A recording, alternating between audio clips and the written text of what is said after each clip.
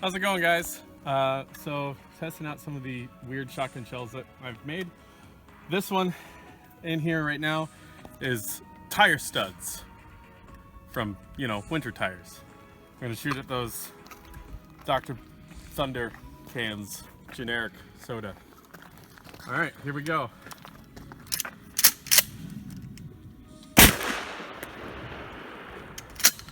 Recoil's pretty decent. I mean, it's not like birdshot or anything like that, but it's got a little oomph to it. See if we can get that last one. See? Not a very accurate round. So this is a Remington 872 with Magpul furniture and the red dot and all that jazz. So let's give it a shot, see if we can get that last guy. There we go. All right, well, defensively, probably not a good idea, but it works. Let's try shooting that computer over there. Decent spread at a range.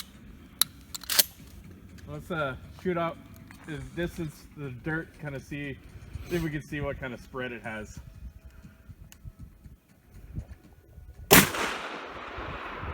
Well, I just saw the splash, and that's about it. So, yeah, not bad, not great, but